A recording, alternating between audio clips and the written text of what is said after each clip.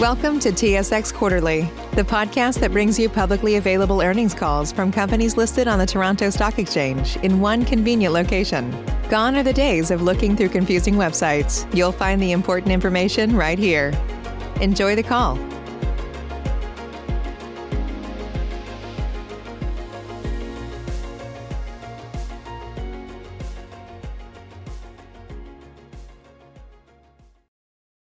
Good morning. My name is Kelsey, and I'll be your conference operator for today. At this time, I would like to welcome everyone to the Copper Mountain Mining Corporation third quarter 2021 earnings conference call. All lines have been placed on mute to avoid any background noise. After the speaker's remarks, there will be a question and answer session. If you'd like to ask a question during this time, simply press star, then the number 1 on your telephone keypad. If you would like to withdraw your question, please press star followed by the 2. Please note that comments made today that are not of a historical or factual nature may contain forward-looking statements. This information, by its nature, is subject to risk and uncertainties that may cause the stated outcome to differ materially from actual outcomes. Please refer to slide 2 of today's presentation in Copper Mountain's third quarter 2021 management's discussion and analysts for more information. I would now like to turn the call over to Mr. Gill Clawson, President and CEO of Copper Mountain. Please go ahead. Good morning, everyone, and thanks for joining us. We are starting on slide 3. With me presenting are Rod Shire, our Chief Financial Officer, and Eric Dell, our Senior Vice President of Operations. Also joining us today is Don Strickland, Executive Vice President of Sustainability. I'll begin by providing a brief summary of the quarter. Eric will give a more detailed discussion on our operation, and Rod will speak to our financial results. I'll conclude with an exploration update and our outlook. Then we'll open up the call to questions. Turning to slide 4. We continued to have a solid quarter with production increase relative to the third quarter of last year. Production was marginally lower than the second quarter of 2021 due to lower grade ore coming from phase 2 of the main pit. We expect a higher proportion of phase 2 ore in Q4 with the commissioning ramp up of ball mill number 3. Eric will get into more details on the mine sequencing plan. Year to date, we've had a strong production year and we're on track to achieve our production guidance of 90 to 100 million pounds of copper, which was revised upward last quarter. C1 cash costs increased this quarter due to higher haulage costs. Last year's mining costs were lower as we revised our mine plan in response to the lower metal prices associated with the COVID-19 pandemic. This quarter, sustaining capital was higher due to new contact water management systems being installed. In addition, we advanced the development of the phase 4 pushback of the main pit, which increased some deferred stripping in the quarter. As a result, all-in cost per pound was slightly higher in the quarter at US $2.17. Year to date, all-in cost is $1.97 due to the inflationary impacts basically of fuel and steel grinding media. And for the year, we expect to be at the very top of our 2021 AIC guidance range of $1.80 US to $2 a pound US. Notably in the quarter, we successfully installed and commissioned commenced commissioning of ball mill number 3 rather. We will now begin to increase throughput to 45,000 tons per day and improve grind size and recovery. We also continued exploration drilling and announced some significant results at New Ingerbelle and Cameron Copper in Australia. I'll go into that a little later in the call. And I'll now turn the call over to Eric, who will detail our operating results and development plan. Thanks, Gill. I want to first start with an update on safety. To begin, we had no lost time injuries in the third quarter. Our total injury frequency rate this year continues to trend lower, and our leading indicators are trending positively. I'll now move on to production. Turning to slide 5. The mine continued to perform in line with expectations. Production remained strong and was more moderate compared to the first half of the year as ore supply transitioned out of the higher grade portion of the main pit. Mill feed grade in Q3 was 0.37% copper. Phase 2 ore supply will increase in this quarter. This will result in a lower mill feed grade and production in Q4 while we continue to commission and ramp up production on Ball Mill 3. 7 million tons of waste was moved from Phase 4 during the quarter, accounting for 62% of the total waste movement. Phase 4 mining is continuing to progress, and it will be the primary source of higher grade ore for 2022 and 2023. The 1 kilometer trolley ramp construction is complete, with 0.4 million tons of material moved during the quarter. The installation of trolley power poles and electrical power supply lines continued in the quarter, with completion expected in early 2022. The project is on schedule for commissioning in the first half of 2022. Turning to slide 6. The mill maintained high operating time during the third quarter with copper recovery within expectations. Mill throughput was similar to the second quarter and continued to be restricted at times while processing very high-grade ore to manage copper recovery and filter capacity. As mentioned last quarter, we are advancing the installation of a second concentrate filter press and an additional cleaner column to remove the restrictions to mill throughput when in very high-grade ore. I will discuss this in more detail shortly. Turning to slide 7. We achieved a significant milestone as the installation of Ball Mill 3 was completed and began commissioning in September. The new mill will increase throughput to 45,000 tons per day and achieve a finer grind to improve overall metal recovery by 3 to 5%. Wet commissioning will commence shortly, and we expect to add slurry to the mill early this month. Full ramp-up is expected to be completed by the end of this year. Turning to slide 8. After installing Ball Mill 3, our longer-term mill plan, as outlined in our 65,000 ton a day life of mine study, includes installing another concentrate filter press and increasing cleaner circuit flotation capacity. Both projects have been advanced and are currently in construction, with commissioning planned for the first half of 2022. This new filter press will be installed in an extension to the existing concentrate storage building, as shown in the schematic on the right side of this slide, allowing the mill to maintain maximum tonnage rates while processing higher grade ore for extended periods. A single new large flotation column cell will be installed inside the existing mill building, as shown in the schematic on the left side of the slide. This cleaner cell will support maximum cleaner circuit recovery on all ore types, eliminating a production bottleneck at high grade and tonnage. These projects are part of our longer-term growth plan, and they generate significant value by increasing our overall return on invested capital in the mill. I will now turn the call over to Rod to go over our financial results. Thank you, Eric.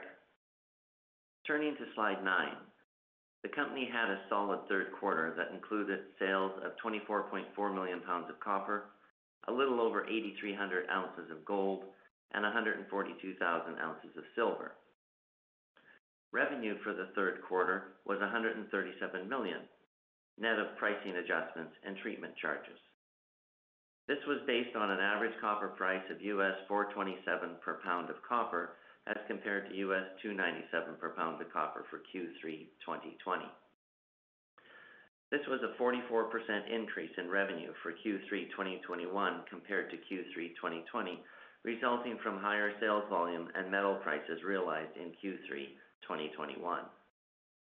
Cost of sales for the third quarter of 2021 was $70.5 million compared to $52.9 million for the third quarter of 2020. Q3 2021 cost of sales was net of $11.3 million of deferred stripping costs compared to $6.4 million of deferred stripping costs in Q3 2020. This resulted in a gross profit of around $67 million for the third quarter of 2021 compared to $42 million for the same period in 2020. Turning to slide 10. Net income for the quarter was $25.8 million in Q3 2021, or 8 cents per share, compared to $33.2 million or 13 cents per share in Q3 2020.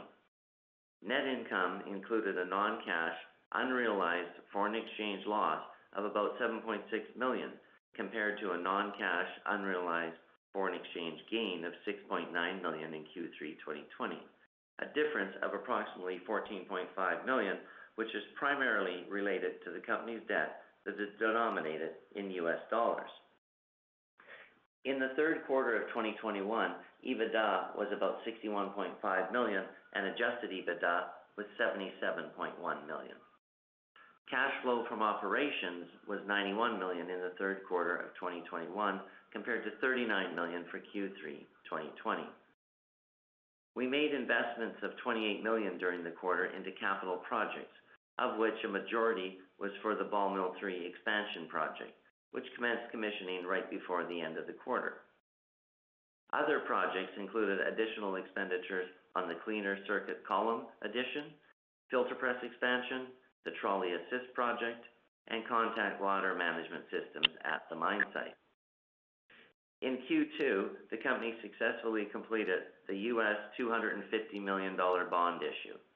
We used the proceeds from the bond issue to retire the mine's senior credit facility, and in Q3, we retired the remaining balance of the term loan due to JBIC, significantly simplifying the company's debt structure and allowing the company to access 100% of the cash flow from the mine.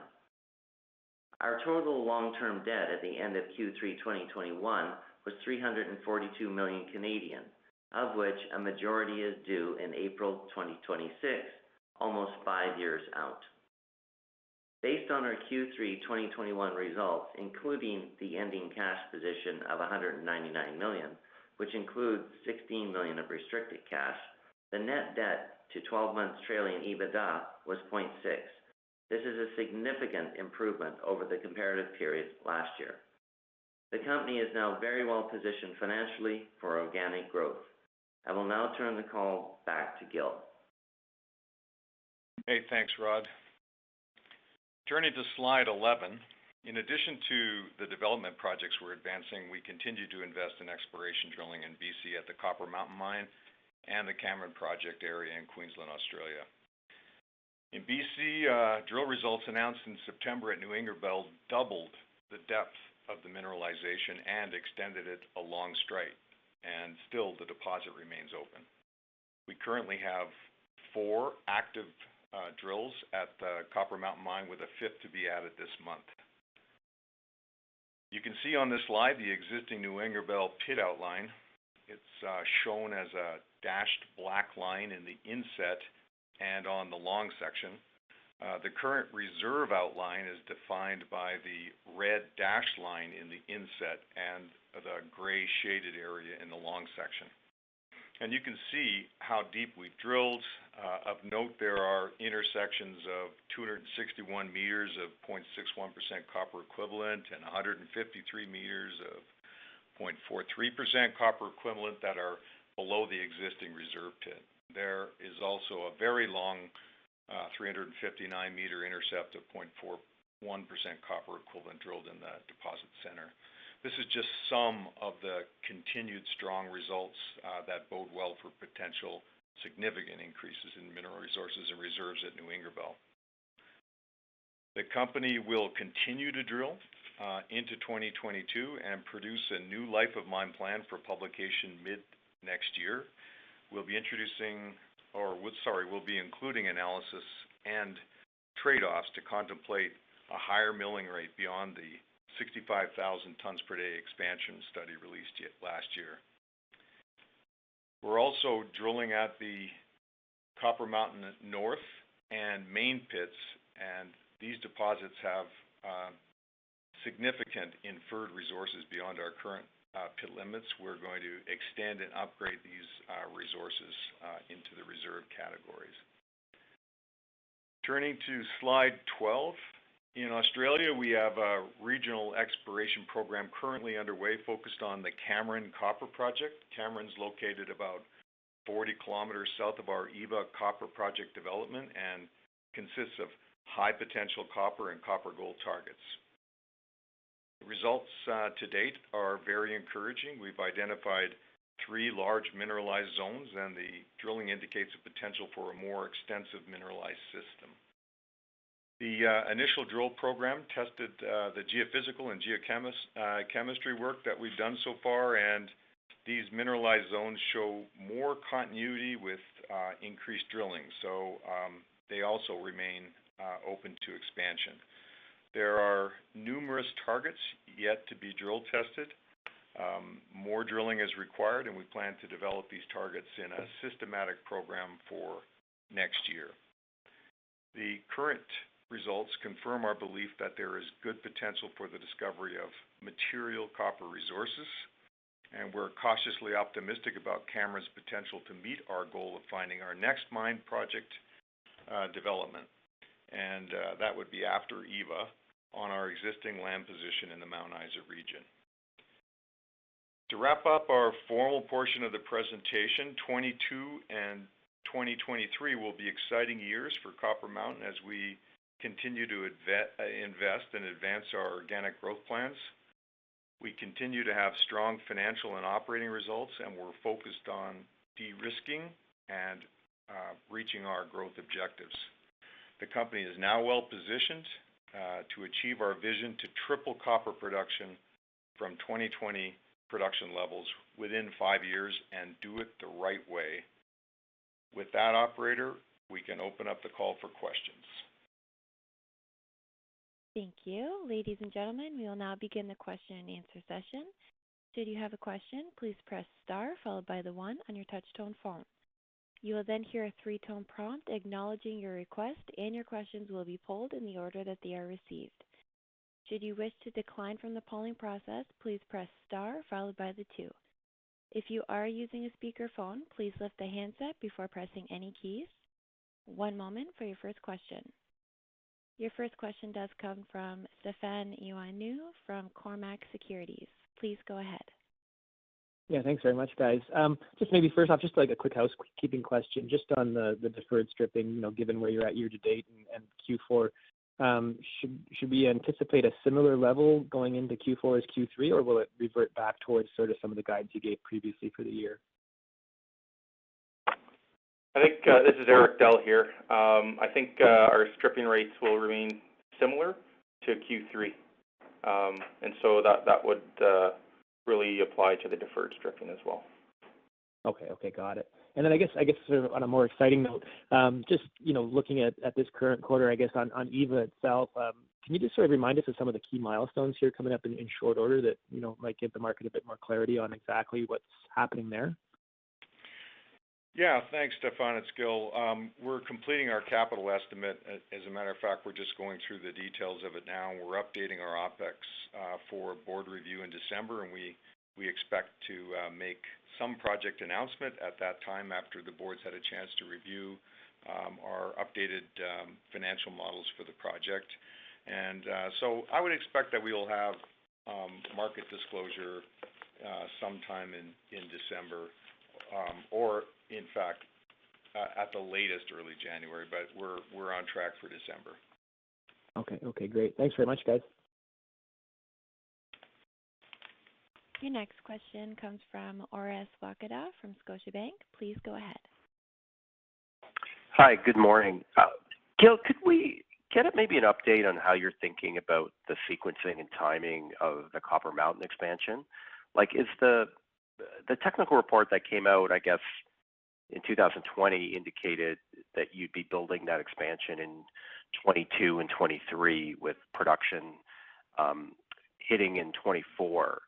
Should we think about that as more now being pushed out in the sense of sequencing after Eva, assuming you move forward with that? So, Orest, we've had a long time we've had the opportunity to significantly review our operating plans since that 65,000 ton per day technical report has come out. We've, we've had some additional exploration drilling, obviously, with New Ingerbelle. We have to refine that work on New Ingerbelle in terms of the design and sequencing. But more importantly, we've done a huge amount of drilling on Copper Mountain North and the main pit, and we're finishing up a lot of reserve work on the main pit this year. And, you know, to be cautiously optimistic about this, we are experiencing some very positive results in the drilling program, which is causing us to revise our sequencing targets just a bit. And that's the whole premise of this updated study we plan to put out at the end of Q2.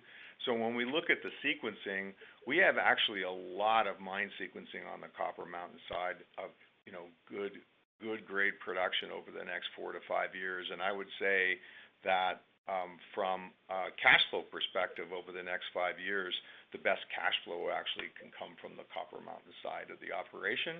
So it gives us the time to look at the new information on New Ingerbelle and redevelop a phase plan. So I would suggest that, you know, we've got a good solid 5, even 7 years of really good production coming out of the Copper Mountain side, but we're going to probably phase in New Ingerbelle somewhere in the, you know, 3, 4, 5 year period, you know, on an outlook basis. It just depends on what the sequencing looks like when we're finished our work in the first quarter.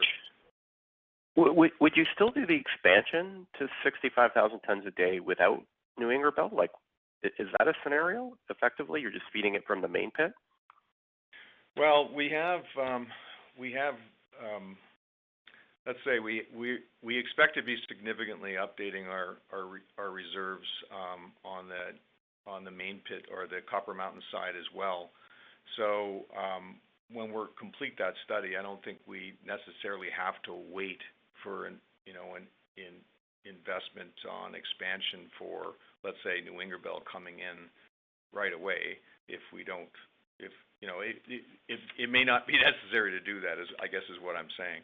So, but that'll all come to light here as we do the expansion study. So the question now is, in our mind, if we scale up, if you look at our resource and including the inferred, we have currently on our books over about 50 years roughly of resource. And our whole effort and goal here is to continue to expand and grow the reserves and then look at the appropriate scale of the plant to match that reserve and give us a productive output that allows us to accelerate some of the cash flows that we have, potential cash flows that we have on a you know, if you look out a number of years. I guess it's a bit of an enviable position for us to be in right now as we start to look at all this invested capital that we have at Copper Mountain and making some incremental investments in capacity and scale to be able to affect an even greater return on that capital.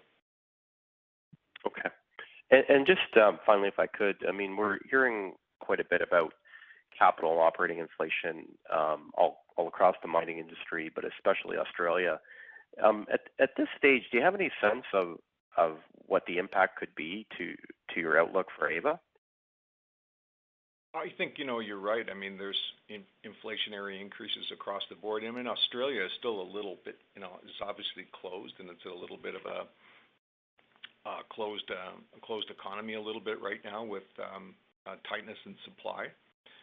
Generally across the board, you know, everybody's experiencing higher steel costs and some fuel cost escalations, as we mentioned in the presentation. You know, that's obviously the same case in Australia. They have an added issue there with respect to reinforced concrete, so cement costs are higher as well right now. So there's a little bit of in some of those commodities, there's a little bit of a hyperinflationary environment, and it's not to be expected given where we are currently. We think that it's going to, you know, dissipate, but it is having an impact on our capital updates. provide more color on that as we move into December here. But, that's going to be part of the conversation we have with the board and the disclosure we do at that time. Operating costs we see, on the other hand, are actually coming down over what we had in the feasibility study. So net, we think we have absolutely a solid project here, and we'll provide some guidance as to what to do at that time.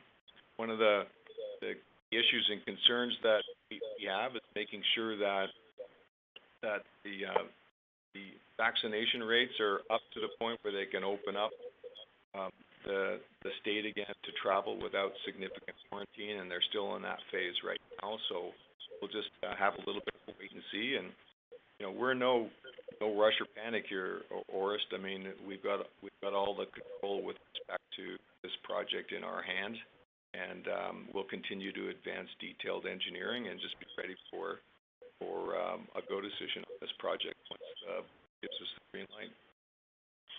Thanks, Gill. Ladies and gentlemen, as a reminder, should you have a question, please press star followed by the 1. Your next question does come from Pierre Zialancourt from Haywood. Please go ahead. Hi, guys. Gill, could you just clarify for us what the nature of the announcement is going to be like, the December announcement or early 22? Does this have to do with financing or decision to go ahead? I'm just trying to get a sense of what to expect in the coming months on EVA. Well, as I said, Pierre, we've been working on finishing off the capital estimate, and I think that's really well in hand right now. As I said, we're just doing a little bit of the nits on that. We've updated our OPEX rather, got our labor rates defined. We've got things like nailing down our costs and other things that are actually key cost drivers. So that'll be updated in this study, and the project financing is coming together. We've always said that we'll have all those three elements in hand to discuss with our board in December. So without jumping to a conclusion here, all those elements will be in hand. We'll have our conversation with the board in December, and we will discuss EVA with the market, whether there's a development decision made at that time or a deferral made at that time or whatever. We will have some disclosure for the capital market. So from our perspective, the project economics will be ready to be updated for discussion with the board in December. This is a great project. It's got extremely low capital. Its capital intensity is low. The operating costs are very strong. We have a good long reserve life. It's a great project. The only element that we have that we see from a real, risk perspective here right now is just whether or not we're going to have Queensland and the rest of Australia opening up as a result of their COVID restrictions, because in that environment, there's the potential for some hyperinflation to happen because it is such a tight closed market. So we're going to have to just address timing, et cetera, and risk associated with that. So as things stand now, when would you make a go or no go decision on this? We'll let you know in December. Okay. So, can you elaborate a little bit? Just update us on financing. I know. Rod, you've mentioned you want to not do equity. Maybe just update us a little bit on your thinking there, how that's evolved. Sure, Pierre. One of the things that we did, as you know, as part of that bond financing, is it allowed us access to cash flow from the Copper Mountain Mine 100%. And so we view that as our equity source for EVA project. And combining that with standalone project financing, we believe we can finance this project without further dilution to the company. Okay, so does that, for example, involve streaming? Is that still on the table? I mean, we keep all options open until you're done at the very end, but we're certainly looking at more traditional project financing. Got it. Okay, thanks, Ron. There are no further questions at this time. Mr. Clawson, you may proceed. Hey, thanks everybody for joining us today. I just want to wish everybody a safe and happy holiday season, and certainly have a productive day. Thanks. Ladies and gentlemen, this concludes your conference call for today. We thank you for participating and ask that you please disconnect your lines.